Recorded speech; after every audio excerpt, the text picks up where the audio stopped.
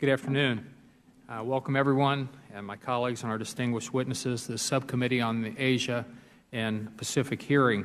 The ranking member, Mr. Faleomavaega, is not able to be here today because he is accompanying the body of a soldier who was killed in Afghanistan back to American Samoa, Mr. Faleomavaega's district. Our thoughts and prayers are certainly with the family of First Lieutenant Jason Asatoma Tongi, and Mr. Barra will be sitting in here and replacing Mr. Faleomavaega here this afternoon, and he and I will be making opening statements now, and other members, as they arrive, will be recognized for 1 minute to make a statement if they should wish to do so. We find ourselves today at an extraordinarily unusual time in history, one in which political changes are taking shape in nearly every corner of the world. As we look across the Indian Ocean, the beacon of hope and change in Asia, it seemed 2 years ago, was the relatively unknown, isolated country we call Burma, or Myanmar, but we prefer Burma. Today, nearly everyone knows about this nation in some way and has heard of democracy activist Aung San Suu Kyi, who sacrificed years of her life to improve her country's plight. In 2011, she testified via video before this subcommittee, expressing her resounding hope of change for her people. 2 years later, her wish has not yet become reality. The Burma we see today is at first glance much different than the one we knew only a few years ago. Businesses around the globe have rushed in, seeking a stake in Burma's economy and its untouched natural resources. Sanctions were lifted. Investors and tourists are moving across its borders. Some have called Burma the last Wild West of Asia. Named as one of the top travel destinations of the year due to its white beaches and serene Buddhist architecture and pristine beauty, I'm unfortunately not so sure how long that title will last. Countries around the world felt that they could now cross one more dictatorship off their list. And while Burma's sudden and unexpected democratic changes, which opened it to the world, was indeed incredible, we are unfortunately realizing that all this hype may have been premature. Those rose-colored glasses made the situation look better than it probably truly was underneath. The new motto for reforms in Burma, 2 steps forward, 1 step back, at least that's what the Obama administration is using, which is in considerable contrast to its overly optimistic depiction of reforms only a year ago. After 2 years of symbolic visits and appointments and grand gestures and ceremonial photo ops, the tone is finally mellowing as the international community realizes Burma's future is filled with challenges. The situation there is extremely fragile. All of the reforms to date could be reversed, unfortunately, with very little effort. Just a few days ago, Aung San Suu Kyi warned the U.S.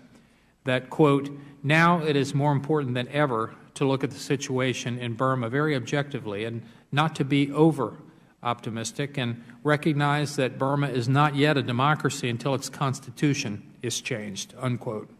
She also made it clear that legal challenges are essential to end the ethnic conflicts, including attacks led by Burmese government forces against the Kachin community. The world needs to take note. The escalation of human rights abuses committed by the Burmese military and the civil unrest between Burma's Buddhist majority and Muslim minorities is threatening the progression of future political reforms in Burma. The effects of the surging anti-Muslim movement and ensuing violence has already been staggering. Over 250,000 people have been displaced, over 10,000 homes destroyed, and nearly 300 people killed. Evidence shows the Burmese military perpetrated some of these attacks directly. In other situations, the military and police just stood by and watched the violence unfold without taking appropriate action. A humanitarian crisis is unfolding before our very eyes. What's more, nearly 200 political prisoners remain behind bars, and this does not include the nearly 1,000 Rohingya and 200 Kachin prisoners of conscience who have been arrested and detained over the past year for their religion or ethnicity. This is unacceptable. These are actions repressive regimes take and use to intimidate their own people. how the Obama administration reacted to the blatant human rights violations and unfulfilled promises. They've offered more rewards and deals and concessions. Let's take a quick look. The administration lifted investment sanctions, lifted import bans, allowed Burma's military to observe Cobra Gold, the largest military exercise in the world, lifted visa bans on top Burmese politicians, hosted President Thein Sein at the White House in Maine, signed a trade and investment framework agreement, began the process of admitting Burma into the Generalized System of Preferences program. And most recently, the administration initiated military-to-military engagement with Burma, which comes far too soon in light of the military's strong influence in Burma and continuation of human rights abuses against ethnic minorities. Without established benchmarks, this step, in my view, is hasty and poses a risk of failure for the United States' entire engagement strategy with respect to Burma. It's clear that the U.S. is committed to helping Burma succeed, but why is it the only thing this administration is doing is giving and then giving more? The engagement process needs to slow down, I believe, until it becomes apparent that the Burmese regime intends to truly reform. I believe the administration needs to reassess its strategy and take a step back because Burma has not yet demonstrated that it is truly committed to reforming. Without a clear roadmap, it's unclear whether future reforms in Burma will be consistent with goals established under U.S. laws. I look forward to hearing from our distinguished witnesses today about their assessment of the political environment in Burma, the growing human rights abuses among ethnic groups, and the U.S. engagement strategy with Burma.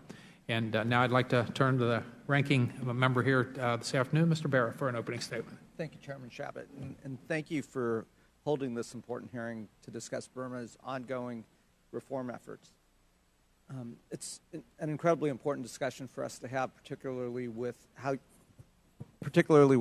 young the democracy is. While we know real progress has been made, we also can't ignore that there's still much to be done. I continue to be particularly troubled by ongoing reports of ethnic violence, remaining political prisoners, suppression, mass arrests, and raids on homes and monasteries. But after almost 5 decades of brutal military repression, hope and optimism remain alive in Burma. But the truth is, for this hope and optimism to continue, there are major challenges that Burma will need to overcome. I believe that the United States can aid in solving these challenges, but as the world's greatest democracy, we have to do more than just aid. We must also send a clear-cut message of what our values are, and that the United States, in its hope for success, will not tolerate human rights abuses and oppression. As Burma transitions from instability to a country of democratic rule, this institution, Congress, and the administration must continually consider and review our actions. I look forward to hearing the testimony of each of the witnesses. I look forward to learning more about the status of where Burma is and hearing your thoughts and ideas about the policies that Congress and the administration should be thinking about and adopting in our hopes of creating a lasting and stable democracy in Burma. And again, Mr. Chairman, I'd like to thank you for calling this important hearing. And again, I look forward to the testimony of the witnesses. With that, I yield back. Okay, thank you. I think we're getting the introductions to the panel, which I'll read here, but we're going to forego that at this point in time, and we're going to go ahead and start with Tom Andrews, and as soon as we get those, we'll go ahead and introduce the panel. But without further ado, and we now have him here, so hang on just a second. Mr. Andrews is President and CEO of United to End Genocide. He also serves as Senior Advisor to the National Democratic Institute for International Affairs. A former congressman from Maine, Tom was most recently served as National Director of Win Without War, a coalition of 40 national organizations promoting a national security strategy that calls for prudent use of military engagement. He's worked to promote democracy throughout the world, is an advocate of human rights in Burma, and has worked closely with the National Coalition Government of the Union of Burma. In the early 90s, he served as General Secretary of the Nobel Peace Laureate Campaign for Aung San Suu Kyi. Tom was elected to the Maine House of Representatives in 1982, the Maine Senate in 1984, and the United States House of Representatives in 1990. And we welcome you here, Tom. And our second witness will be Jennifer Quigley. Ms. Quigley is the Executive Director for the U.S. Campaign for Burma, where she works to ensure international policymakers support the movement for freedom and democracy in Burma, provide support for human rights and humanitarian needs, and seek to bring an end to crimes against humanity and impunity in Burma. She has worked on the movement for freedom and justice in Burma in different capacities for 10 years now. Prior to joining the U.S. Campaign for Burma, she worked for the Women's League of Burma and its member organizations on international advocacy and capacity building. And we welcome you here this afternoon. Next, is it Wakar or Wakar? Wakar. Thank you. Dr. Wakar Udin is the Director General of the Arakan Rohingya Union, Chairman of the Burmese Rohingya Association of North America, and a professor at Penn State University. He received his undergraduate degree from the University of Nevada and a Ph.D. from University of Georgia. And we welcome you here, Dr. Udin. And then finally, Ralph Corman, who is President and Chief Executive Officer, co-founder and board member of the Humpty Dumpty Institute, HDI, a private, non-governmental organization dedicated to enhancing ties between the U.S. Congress and the United Nations. Under Mr. Corman's leadership, the Institute has brought hundreds of members of Congress and their senior staff to UN headquarters, including myself, for private briefings. Previously, Mr. Corman served as Senior Vice President of MU-US Asset Management Company, LLC, and Senior Vice President of the United Nations Association of the United States. Prior to that, Mr. Corman served as Director of Research and Speechwriter to Ambassador Benjamin Netanyahu at Israel's permanent mission to the United Nations. He holds a bachelor's degree in Middle East Studies from Tel Aviv University and a master's degree in International Affairs from Columbia University. So we want to thank the entire panel here this afternoon, remind you of our 5-minute rule. There's a light system. The yellow light will let you know you got 1 minute to wrap up, and when the red light comes on, if you'd please wrap up your testimony close to that point, we would definitely appreciate it. And each of you has 5 minutes. Congressman Andrews, you're recognized for 5 minutes. Thank you so very much for holding this hearing. Thank you for your very comprehensive statement, Mr. Barrett. Thank you for yours. Indeed, a humanitarian crisis is underway for millions and millions of people in Burma. And you covered much of the fundamentals. I'd just like to talk about my own personal experience traveling in Burma earlier this summer. Mr. Chairman, I went to Rakhine State in the west of Burma. I went to central and northern area of Mandalay. I visited Meekdala, and I also visited many neighborhoods in the capital city of Rangoon. Throughout my travels, I heard stories of violence, of systematic discrimination, of isolation, and the blanket oppression where every aspect of life of so many of these people is tightly controlled by the military. People described their life in terms of violence, their right to move from one village to another, even from one street to another, the right to earn a living, the right to get married, the right to have more than 2 children. Even the right to live with one's own family is dependent upon the permission of authorities, and most often only after the payment of bribes. Large numbers of people are forced to live in these conditions, Mr. Chairman, not because of anything they have done, but because of who they are and the God that they pray to. I found hate speech, a key precursor of genocide, is disturbingly prevalent in Burma. Fueling it is the systematic, well-organized, and well-funded campaign of hatred and bigotry known as 969. It is ominously reminiscent of the hateful propaganda directed at the Tutsi population and their sympathizers in the lead-up and during the Rwanda genocide. And I describe this activity in my written testimony, Mr. Chairman, and there's a photograph I brought of one of these rallies to you. But let me just quote one of the most prominent leaders of this 969 movement. When he was asked about Muslims, he said this, and I'm quoting, "Muslims are like African carp. They breed quickly, they are very violent, and they eat their own." That is a Buddhist monk who is a leader of the 969 movement. Mr. Chairman, the authorities in Burma do not want you to hear what I'm telling you this afternoon after being blocked by security agents at a roadside checkpoints when I attempted to visit some of the neighborhoods and IDP camps. I was finally able to get in. And here's what I wrote to some friends and colleagues from inside Burma. I'm traveling to parts of Burma that the government does not want me to see. I now realize why. Yesterday I saw burnt buildings and destroyed mosques. Met with those who had literally had to run for their lives after watching their homes and everything that they had worked for destroyed. They now live in abject poverty in makeshift camps, wanting desperately to return and rebuild their village, but being utterly terrified to do so. Many told me, yes, they are scared of the mobs and the escalating anti-Muslim fear-mongering and poison that fuels that violence. But they fear the Burma security forces and police even more. I've been running into plenty of these security forces. They have stopped, harassed, and followed me. Many intelligence agents have interrupted meetings with courageous people who were willing to tell me their story. 3 of these agents followed me yesterday to a meeting of an extraordinary Buddhist monk who had saved hundreds of Muslims from a mob by providing them shelter in his monastery. The agents sat in the back of the monastery hall taking notes of our conversation. Later, I was stopped and surrounded by several security forces shortly after passing their compound. They let me pass only after I showed them the photos in my camera and trashed those that they did not want to leave the country. Yesterday, at what I thought was a secret meeting at the home of a family of a village racked by violence, a neighbor came by to warn us that military intelligence agents were waiting across the street. I had 4 agents following me for the remainder of the day. These are some of the obstacles, Mr. Chairman, to learning and documenting the truth. This is the untold story of Burma, one that is not part of the sunny narratives that are so commonplace, and it is one that desperately needs to be told.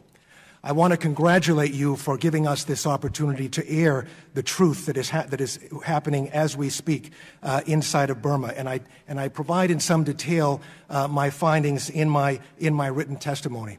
But by no means is this simply restricted to my own experience. The United Nations Special Rapporteur Thomas Quintana described in some detail his experience. He said, and I'm quoting, the severe restrictions on freedom of movement in Muslim IDP camps and Muslim villages remain in place. He cited the impunity of security forces and the lack of any form of justice for the Rohingya.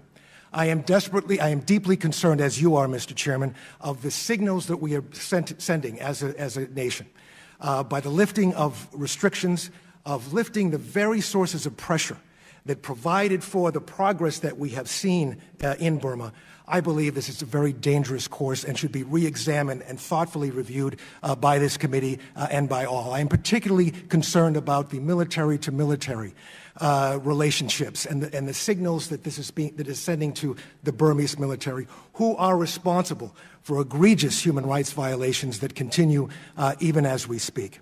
It is very important, Mr. Chairman, that the American public and that this Congress see the complete story of Burma, and that the policies that are in place right now be re-examined so that we are sending the right signals to the regime, the right signals to the military, and the right signals to those people in Burma who are living, as you described, this humanitarian crisis day in and day out. Thank you so much, Mr. Chairman. Thank you very much, Mr. Andrews.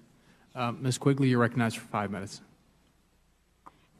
Thank you, Chairman, Ranking Member, and members of the subcommittee.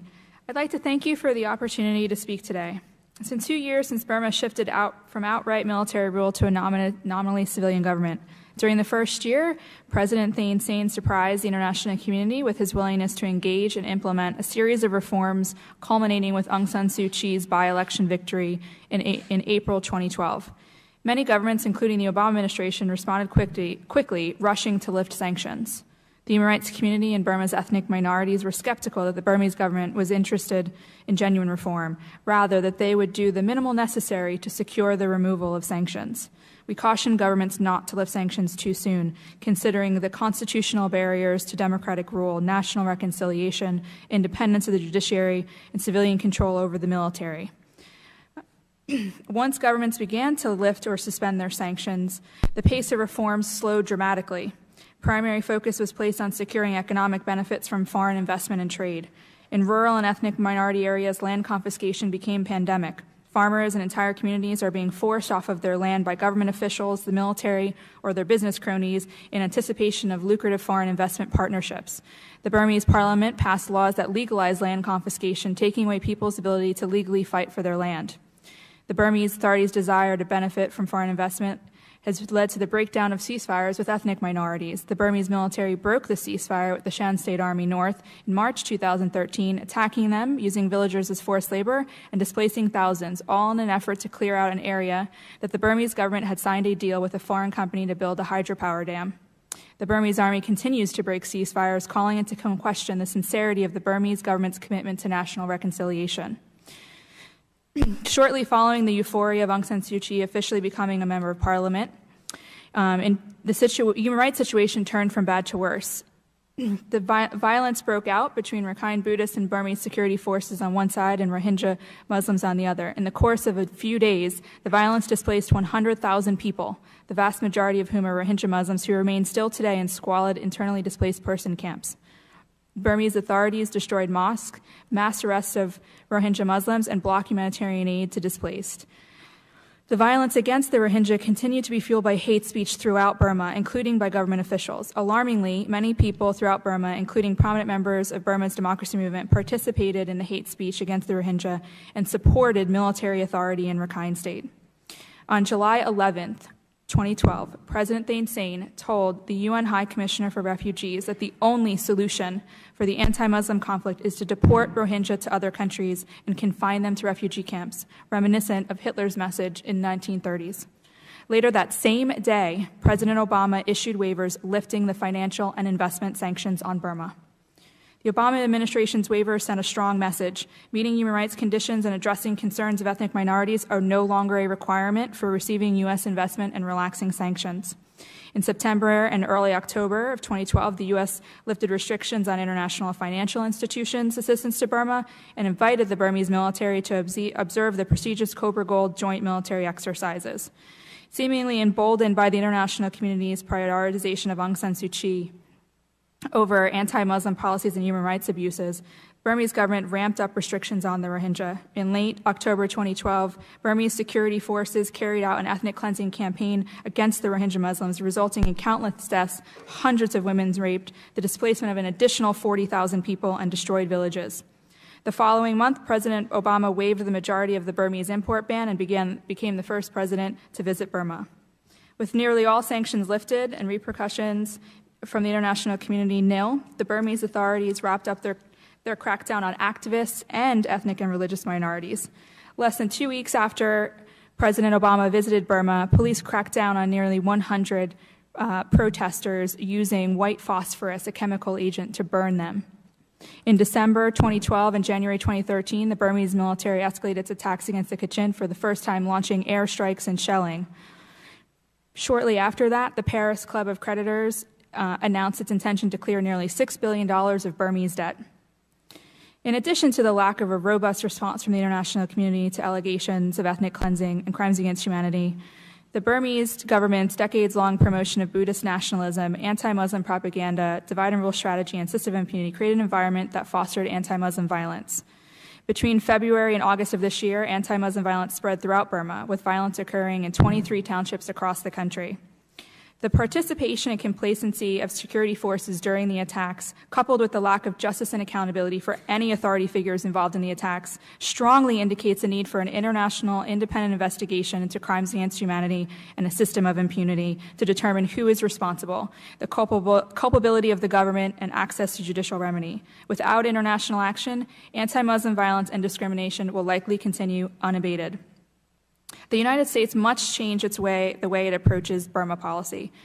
During President Obama's trip to Burma last year, President Thein Sein made several promises of reform to address human rights issues. Nearly all of those promises remain unfulfilled. Clearly, the current approach is not working. U.S. government policy should incorporate and reflect the needs of the most persecuted populations. The Burmese government has demonstrated that They relent to international demands before we relax sanctions, not after. It would be a mistake to continue to offer carrots without first demanding concrete reforms in advance. Military and military relations should not proceed until the Burmese military demonstrates a genuine interest in reform by stopping all attacks throughout the country in both ceasefire and non-ceasefire areas. Training junior officers and soldiers on human rights does not address the main problem, that soldiers are committing human rights abuses on the orders of their military and political leaders. The Burmese military wants a relationship with the U.S. military. Ethnic minority communities want the U.S. to use this interest as leverage to attain concrete, genuine reform before allowing a relationship to move forward. Thank you. Thank you very much. Dr. Uden, you're recognized for 5 minutes. Thank you very much, Mr. Chairman, for giving me the opportunity. I want to hit the mic here. Thank you. Thank you very much, Mr. Chairman, for giving me the opportunity to testify before the Foreign Affairs Asia Subcommittee. I would like to start with the post-election situation in Burma past 2 years. The political climate in Burma has not fundamentally improved for over the past 2 years, despite great expectations by the people of Burma and the international community for a genuine change. The junta's strategy of maintaining the status quo was effectively implemented through the national election in 2010. The impact of this false democratic process has disproportionately impacted the ethnic minorities, including Rohingya, Kachin, and Myanmar Muslims over the Burmans and Burma. The military junta's imposition of its apartheid policies for Rohingya, such as travel restrictions, marriage restrictions, land confiscation, deprivation of education, deprivation of freedom to worship, closure of places of worship is still continuing. In fact, there has been further tightening of this recently in Rakhine State. Currently, there are some elements within the Burmese government colluding with Rakhine and Arakan state officials to make IDP, the internally displaced people, camps permanent or semi-permanent. The media is still not free for all people. Certain groups of people enjoy these rights more than others who has connection to the Burmese government. Rakhine National Democratic Party, RNDP, in collusion with some segment of Burmese government as well as the Ministry of Immigration, has recently introduced legislation in the parliament to launch a reinvestigation into Rohingya MPs in their ancestral backgrounds. These Rohingya MPs has been elected legally in the election in 2010. About U.S. administration's easing sanctions, I think the administration has moved very quickly to ease the sanction and relax the sanction. We believe that this is very short-sighted. This relaxation of sanction should have been more gradual, firmly incremental, with benchmarks. The Burmese government should meet each expectation by the international community before the second bar may be lifted. About military relationship with Burma, I am not a military strategist who can provide a detailed analysis of proposed military-to-military relations between Burma and the United States. However, as a concerned citizen, knowledgeable enough about Burmese military establishment, I strongly urge our government to avoid military relations with the government that is guilty of the worst crimes of our time. Establishing this relationship is way far too premature, we believe. About the growing conflict between the majority Buddhist and the minorities, the conflict between Buddhist and Muslim populations are overwhelmingly one-sided. Although it is termed as conflict, it is truly not a conflict. It is an attack on the minority by the majority. It's one-sided. It's backed by the Burmese forces, as we have seen that on videos and on the internet, on other news media coverage. Denial of basic rights, of systematic discrimination against Rohingya by the Burmese government created the fertile ground for nationalist Rakhine leadership and radical Buddhist monks to instigate fresh violence against Rohingya that has now spilled over to mainland Burma. About the implications of this conflict, the Burmanization policy, which is the purity, the ideology of purity of race and religion in Burma, that has been the central part of this problem situation in Burma. The violence against Rohingya and Burmese Muslims is part of a pattern of ultra-nationalism led by 969 movement, spearheaded by this monk Wirathu, is spearheading that, and Time magazine has extensive coverage, so as other major newspapers of the world. This cannot be allowed. Myanmar government cannot remain silent on this. Myanmar government must investigate this and stop this, the terror network, 969 terror network, which is clearly committing all this violence and instigating violence through hate speech. Recently, the Burmese government, in coordination with Rakhine state officials, reportedly designated Rohingya prisoners as non-political prisoners. In recent days, hundreds of Rohingya prisoners from age 11, 12 to 60, 65, quickly sentencing them to life imprisonment or long terms, 20, 30 years jail for committing violence or instigating violence. In fact, these people are the victims of violence who has lost their homes, their business, some losing family members. Achieving national reconciliation with the ethnic group is not as complex as Myanmar government is portraying. It is simpler, it is achievable. It is within the reach. Myanmar government is very powerful. It has strong influence on Rakhine ethnic groups, and Myanmar government a central role, a powerful role, can play a powerful role to mediate the reconciliation if it comes to the middle and play a central role as a true and sincere facilitator. Thank you very much. Thank you, Doctor. Mr. Corman, you're recognized. Before you start, could I ask Dr. Uden, what's the edition or what is the date on the Time magazine that you referred to in case other people might like to? This is July 1st, 2013. It is a non-U.S. edition, is edition for Europe, Middle East, Asia, and Africa. Okay, very good. That's July 1st of this July year. 1st of 2013. Okay, in case the staffs would want to get it or any of the folks in the audience today. Thank you very much. Mr. Corman, you're recognized for 5 minutes. Chairman Jabbat, Representative Bera, members of the subcommittee, thank you for... If you could hit the mic there, just... Is that better? Yes. Thank you very much for the opportunity to give testimony here today. As you mentioned, we do have a lot of interaction with Capitol Hill in our program with the UN, but as the President and Chief Executive Officer of the Humpty Dumpty Institute, we also do a lot of international development work around the world. For those in the audience, just with the title, it's kind of an unusual title. Would you explain where the title comes from? And we won't take this out of your time. Sure. So. I was with some colleagues in the back of a truck in Rwanda a few weeks after the genocide there, and these were people who wanted to try to change things, and we were in the back thinking about how we could create an effective small organization that would do good work around the world.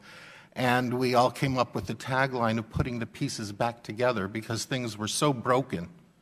And it is also a very memorable a name. Lots of people don't forget it. When there are 10,000 NGOs that are affiliated with the UN, you have to try to find a way to keep people remembering what you're doing. Thank you. As I mentioned, we have this program with the UN and members of Congress, but we also do a lot of development work around the world. We build schools, provide medicine, construct health clinics, feed children, clear landmines in UXO. We dig wells, we put up latrines, we plant gardens, we grow fruit orchards, and we organize local business opportunities for indigenous populations. I'm here today because we do some work in Burma, and I want to come to you with my perspective from boots on the ground. from the actual development work that we're doing there, from our unique partners with whom we work and with whom we've engaged, and from the many, many people that I have talked to and run across during my travels throughout the entire country.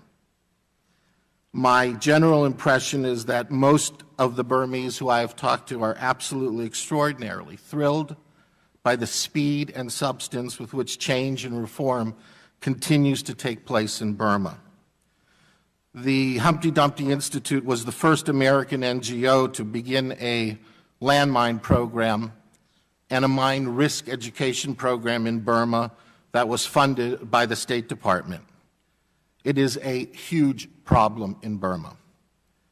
And also through this program, we developed a very close and official relationship with one of the most important Buddhist organizations in the country. The name of that organization is the Sitagu Association, under its very, very influential leader, the Venerable Sitagu Sayadaw. He has, and his organization has provided humanitarian support to millions of people throughout Burma. They have a network of clinics and hospitals all over the country. He's raised hundreds of millions of dollars for disaster relief in Burma, and his national food deliveries are very well known. The Sitagu Sayadaw's interfaith work is also very well known around the country and the region. For our program, we worked and partnered with this organization, and we chose to work in Kachin. That, of course, is the province, very troubled, bordering China, with a Christian majority. It is the only state where there is current fighting taking place, resulting in the displacement of large numbers of people. And the landmine problem there is huge and unchecked, and actually very little is still known about it. Very little, if any, international support is reaching this area, and our organization chose to start working there because the need there was the greatest. On my last trip to Burma, I spent an evening with Monsignor Francis Tang, the Roman Catholic Bishop of Kachin, Sitagu Sayadaw, and a few other people. We had a very, very interesting conversation about Burma and its future, and this conversation continues to be a deep source of optimism for me. We were 15 kilometers away from the border of China. We could hear mortars falling as we were speaking. Despite these very, very dire circumstances, these religious leaders that I was meeting with are very enthusiastic and very excited about the future. They work with one another, they talk to each other constantly, and believe that Burma is heading in the right direction. There are very, very serious bumps and bruises that are very painful along this path of reform. But the incredible progress made over the past 2 years has opened the doors to freedom and democracy for the people of Burma. It has infused the population with hope and optimism for a better life for themselves and for their children. This process, in my view, is irreversible, and these religious leaders have come to rely on this country, the United States, and you, to be strong partners and leaders to help guide their country along the path to democracy and rule of law. In terms of the sectarian violence between the Buddhist majority and the Muslim minority, the situation, as we have all heard, remains tense and serious. The vast majority of the victims here are Muslim. The displacement of these people and the violence directed toward them must be stopped. The perpetrators of this violence must be brought to justice, and at the end of the day, religious tolerance and the pursuit of interfaith cooperation must be a priority in Burma. There are Roman Catholics, Baptists, Mormons, Muslims, and Hindus. Freedom of worship is guaranteed by law and in practice. In major cities, pagodas, churches, mosques, Hindu temples are often side by side. And for any of you who have been there, there is an actually wonderful synagogue that is functioning in Yangon. Many of Burma's religious leaders believe that the Buddhist-Muslim violence has been stirred up by a handful of Burma's 500,000 monks, and that the overwhelming majority of monks support interfaith cooperation and want to see an end to this violence.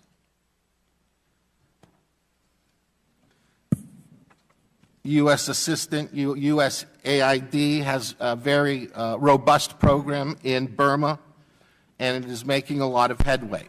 In the interest of time, I just want to end by saying that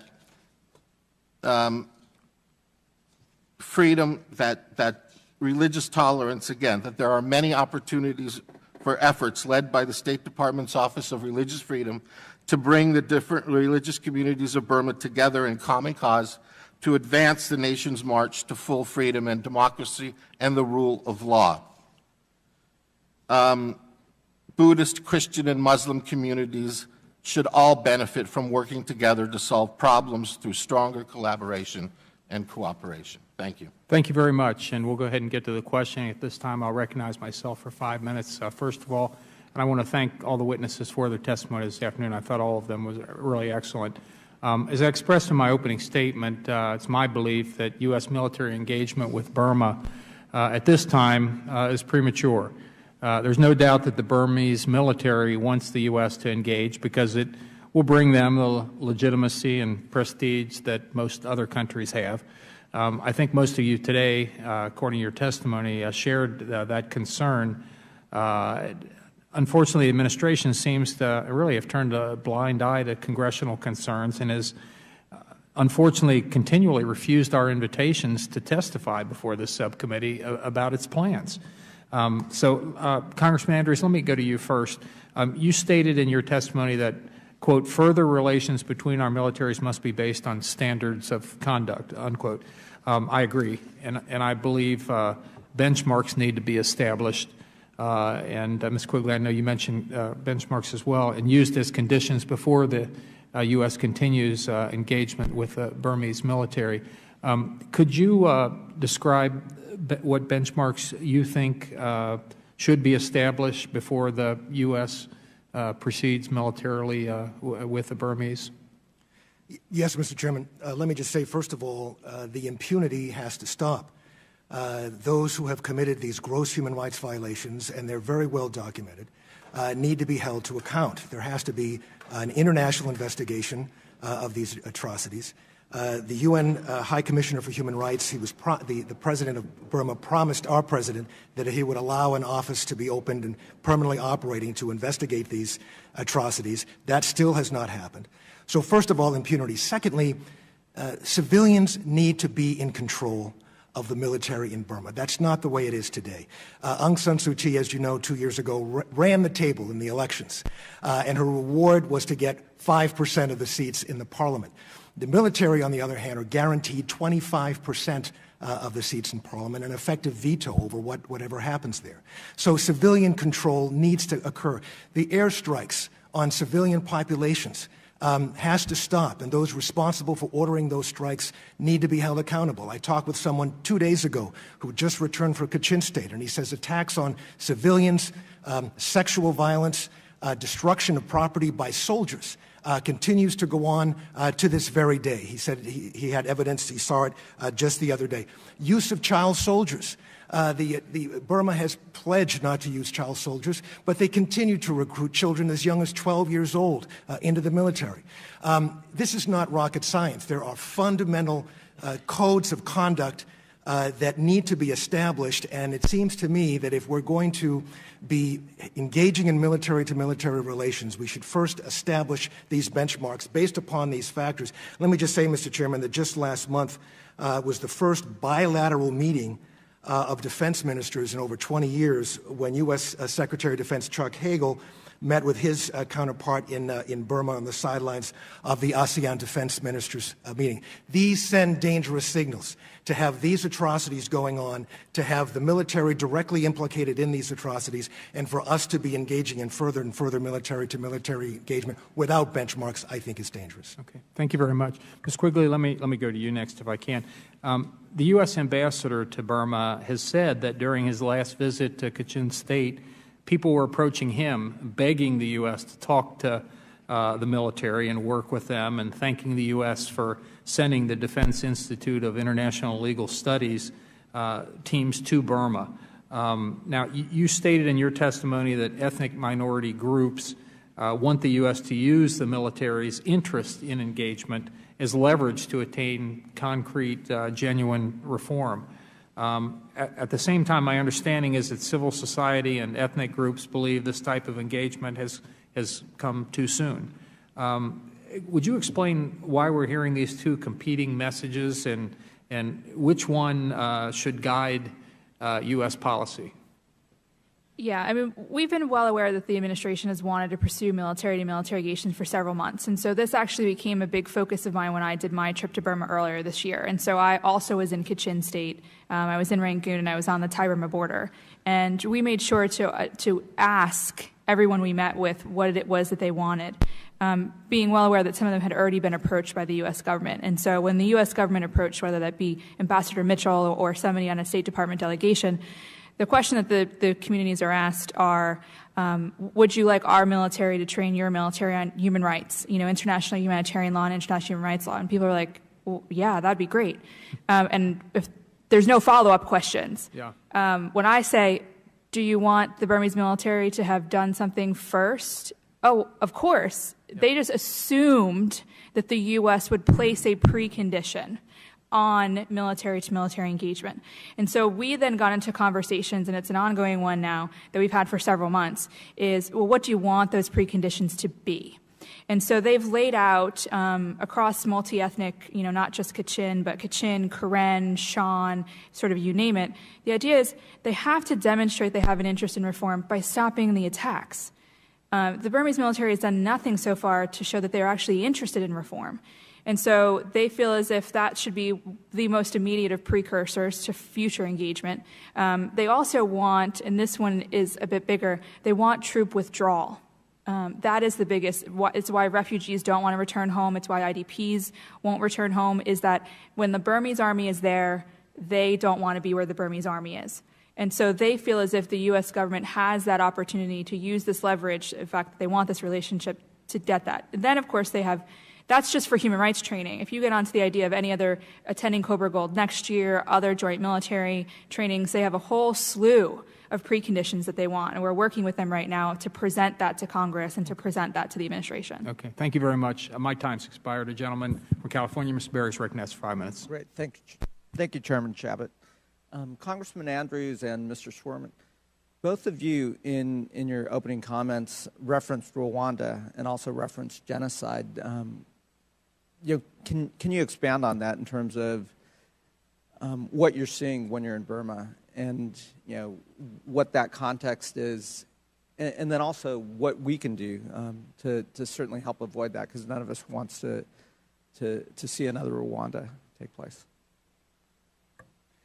Thank you, Mr. Baird. It's an excellent question. And if I was in Congress when the genocide of Rwanda was going on, and when I visited Rwanda, I literally sat down as I was at one of the memorial centers where 250,000 people are buried, and asked myself, my God, where was I when all this was going on? Where was I when the true warning signs and signals of a genocide were in place?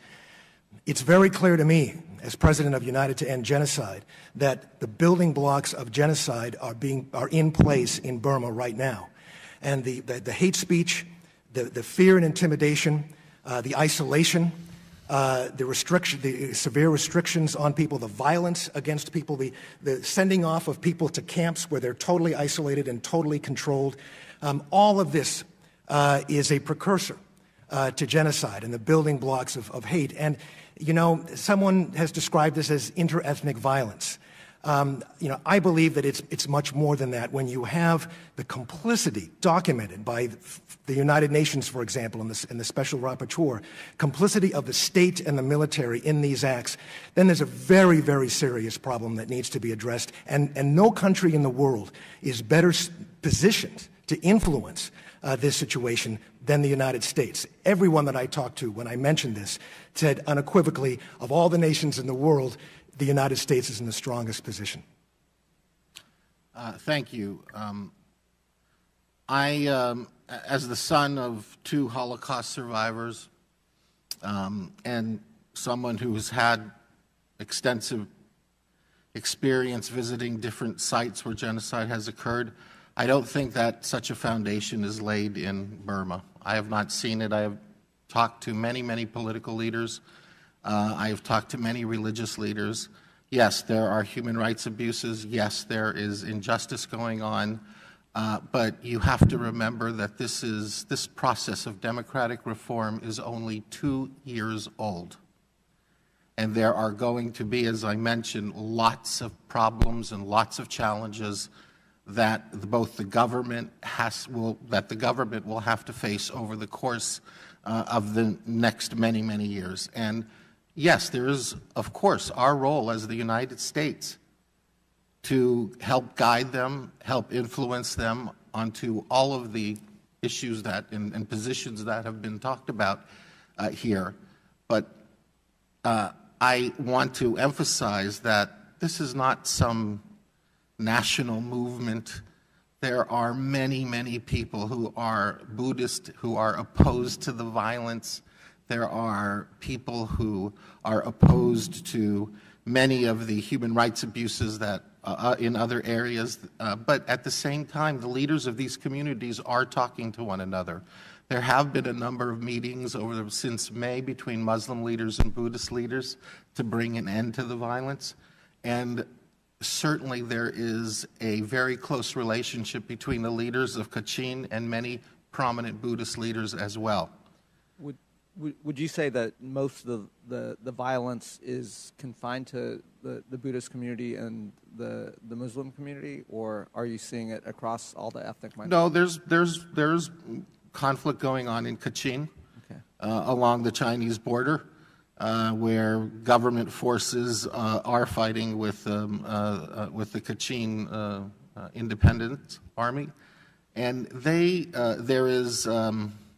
I think, though, much more to it than that. There are strategic areas, but they have come in with a much heavier engagement, the use of airplanes, for example. But at the end of the day, there is a lot of interaction between Kachin and the rest of Burma. Leaders are talking, and there is, I believe, a reason to be hopeful and a reason to be optimistic. It's not going to run out of time. I would just, the second part of the question is, what should the United States government do to address this and help give Burma the best possibility? Well, I believe somewhat differently than the rest of the panelists. I believe that the relationship should be deepened. I think more investment in the country is necessary, and that all sorts of entanglements and more relationships should be built on every level, in development, of course, democracy reform, because if we don't do it, there's no one else who's going to do it. And it's our role and obligation to do so. Great. Thank you. Thank you very much. The gentleman from North Carolina, Mr. Holding, is recognized for 5 minutes. Unless he'd like to defer to the gentleman from... Okay. Well, we'll recognize the gentleman from California, Mr. Rohrabacher. Well, thank you very much. And, Mr. Chairman, I'd like to express my appreciation to you for holding this hearing. Burma has for many years been very symbolic of the issues of freedom that are challenging civilization throughout the world. And shortly after I was elected to Congress the first time, I ended up going into the jungles in Burma and meeting with the students who had just been involved with a revolt against the military junta and they were chasing them through the jungles and mortaring their villages. These were unarmed groups of young people who were college students, basically. And since that time, they finally found refuge in the areas of the Karen and the Karennis and the border tribal peoples. And since then, all these years, all these 25 years, there's been this ongoing murder of innocent people by the government of Burma that made it a pariah of the nations of the world. Of course, a pariah except with the Chinese, who were using the Burmese junta as their puppets. They were indeed doing the bidding of the Chinese, and it got to such a point that it was too much for even the Burmese military, and that's why I think they've started in the right direction. Although what we're hearing about today should be a warning to all of us who felt that things were beginning to go in the right direction, that they are not necessarily going to go in the right direction unless we continue to be engaged in a very positive way and forceful way. U.S. military engagement, Mr. Chairman, as you have stated, U.S. military engagement with the Burmese government at this time, because of what we've heard at this hearing today, is clearly premature, unless we are to be taken, unless it is to be taken as excusing the type of abuses that we have heard spoken about and detailed today. There should be no military cooperation with the regime until the major atrocities being committed against the Muslim population ceases. Otherwise, it will be seen by the people who are committing the atrocities as a green light to go and murder innocent people, and it will be seen by people throughout the world as hypocrisy on the part of the United States because of our ready willingness to condemn Muslims anytime they are committing such acts of violence and atrocities against other peoples. There has been ethnic cleansing over these years that I have been in Congress that is very easy to identify. Where did the word ethnic cleansing come from? It came from Christian Serbs exterminating communities of Muslims in the Balkans, intentionally doing that. We now have a Buddhist ethnic cleansing of Muslims in Burma, just as we have seen Hindu ethnic cleansing of Muslims in the Kashmir. None of this excuses any Muslim for killing any unarmed person anywhere in the world. But if we're going to reach out to the Islamic community on this planet and tell them that they are not meeting the standards of civilization by backing the radicals among their own religious faith who are committing horrible acts of terrorism against unarmed people throughout the world, we've got to make sure that when Muslims are the victims, we stand up for them as well. And nowhere is that clearer than here in Burma. And let us note now about others. Yes, the Muslims are being attacked, but from my sources of information, the attacks, especially air attacks on the Karennis and the Karens and the other ethnic groups along the border continues. And if it is indeed there's been reform and they're heading towards more freedom in Burma, well, then those air attacks should have ceased a long time ago. Any air attack on a portion of Burma by the Burmese military is an admission that the repression of peoples in Burma continues. We must be strong about it. I hope this hearing delivers that message, Mr. Chairman, to the Burmese military that we don't expect a big announcement and then we're going to walk away and let them have their way. No, they made a big announcement that they're changing direction. We must see a continued movement in the right direction and not continued atrocities and human rights abuses. Thank you very much, Mr. Chairman. Thank you very much. And we don't necessarily need a response. I don't think there was a question in there, but there was a question. What do you think? Yeah.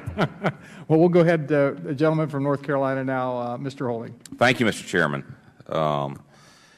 Picking up on the role of the Burmese military, I mean, obviously it's ingrained into the rule of the country of Burma. And we know that any future constitutional reform or elections are going to have the Burmese military on board. And the Burmese military, as reported, is one of the top 15 militaries in the world in terms of size. But, as regards to their exact budget and the spending on the Burmese military, we don't know that. Now, while this lack of transparency is a big concern, given Burma's neighbors. I think before the United States needs to, before we move any closer to military cooperation, we need to ensure that the Burmese military does not have excessive ties with China and North Korea, where those ties are severed. So which one of you on the panel could elaborate for us exactly what are the ties that the Burmese military has with the Chinese or with North Korea? We won't be able to undo the extensive ties between the Chinese and the Burmese military. They are linked both militarily through, they have been the largest weapons supplier, the largest arms dealer for the Burmese military for decades. They are also economic partners. The Burmese military owns very large economic holdings in Burma, and that's predominantly who the Chinese do their business with. Particularly in the extractives and the energy sector. And so untangling the military, political, and economic relationship between the Burmese and Chinese is, I think, an unattainable goal. I think it's one that the U.S. is trying to slowly pull the Burmese away from the Chinese, and I think that's one of the primary reasons of our engagement policy. I think that the U.S. feels as if there is a greater potential to remove them from a relationship with North Korea, which includes transfer of weapons and technology, missile technology, and then there is concern potentially about a nuclear relationship. The Burmese government did just sign the additional protocol and will be allowing the IAEA into the country.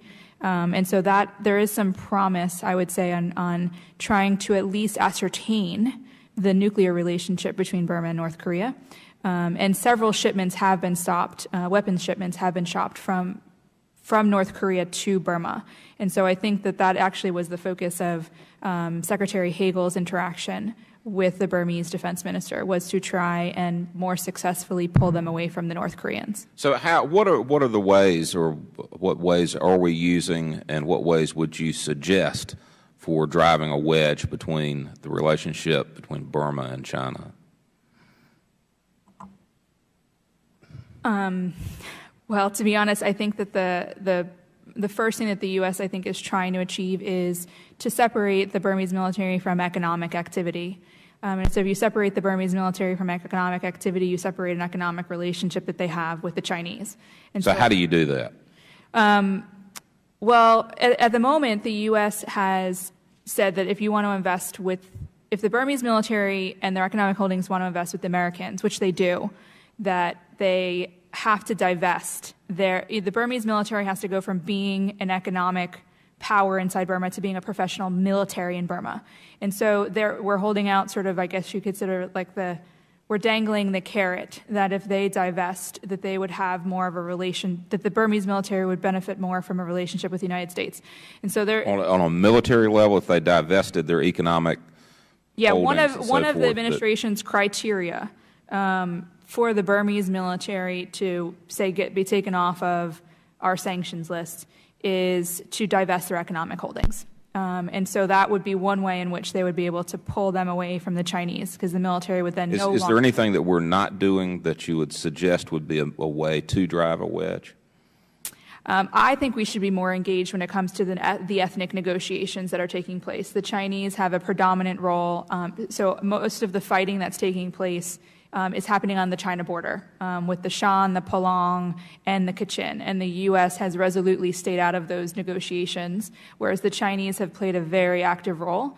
And we have suggested that these communities have actually asked the U.S. to actively participate in the negotiation process so that therefore the Chinese don't have as much control as what happens in those regions in the country.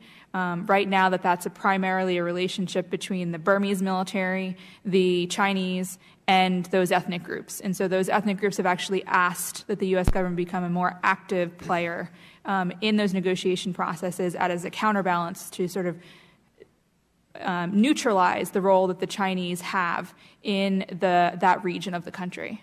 Thank you. Thank you, Mr. Chairman. Thank you for your remarks, gentlemen. Time's expired. Let me just make a remark, the Chairman's prerogative here, I guess. I think sometimes there's a tendency in this country, and I may be seeing this under this administration. I don't want to be too harsh with them because you see it occasionally, I think, throughout history where it's maybe it's natural for an administration to do this, but I think they kind of look for foreign policy successes wherever they can find them. And I think initially, with respect to Burma, it looked like this was going to be a tremendous success story. And kind of if it happens under your watch, you get some credit for it. And so I think there was perhaps a rush to put a happy face on Burma and be very optimistic about the outcome, and to do a lot of positive things and give them everything and hope that everything was going to go well. And unfortunately, we've seen that there are still tremendous challenges in Burma, and human rights abuses, and the military still literally killing people. And so I think it's appropriate for us to reconsider our policy here and to move forward in a more cautious manner, I think, and make sure that our actions and our outreach will actually have a positive effect and not just reward bad behavior. So those are my thoughts. And I don't think, Dr. Uden, we actually directed any questions to you. So I would give you this opportunity if you would like to perhaps comment on anything that you heard here this afternoon that you think needs to be commented upon. Thank you very much for giving me the opportunity again to make statements. I want to emphasize on ethnic minority issues where I've been working as an ARU Director General, the rights of the ethnic minorities, particularly Rohingya issue. Currently, Ambassador Derek Mitchell has been working very diligently on this Rohingya issue, trying to find out a solution for this Rohingya people. So I think we should continue that path through State Department's effort working on this. But you know, the biggest problem we are having right now with in Rohingya issue is what Myanmar government, Burmese government says from Naypyidaw is not consistent what's happening on the ground. The more conciliatory talk, sometimes very negotiable talks coming out of Naypyidaw. Each time that happens, you see more violence on the ground in Arkan State. There seems to be a disconnect between what's happening on the ground and what's come out of Naypyidaw. So international community, led by United States, the most powerful country in the world, need to take a look at that. Where is the missing gap? What's happening? Is that signal coming from the Naypyidaw to the forces on the ground to continue to commit this horrendous violence against Rohingya, or they are a breakdown of law and order? So I think that's one thing. That's something that I want to ask our government to pursue, that the security of the Rohingya people are addressed by the Myanmar government, because this is the place, Northern Rakhine State is the place which the Myanmar government governs. So there has to be law and order. It cannot be a lawless state in Burma where the Myanmar government is governing that region. Thank you very much. Thank you very much. I'd like to thank all the panel members this afternoon for their excellent testimony and their answering of the questions that we had. I thought you did a very, very good job, and a particularly important country in the world right now that really does need, I think, a lot of focus. And I would ask unanimous consent that members have 5 days to supplement their comments or submit questions. And if there's no further business to come before the committee, we're adjourned. Thank you very much.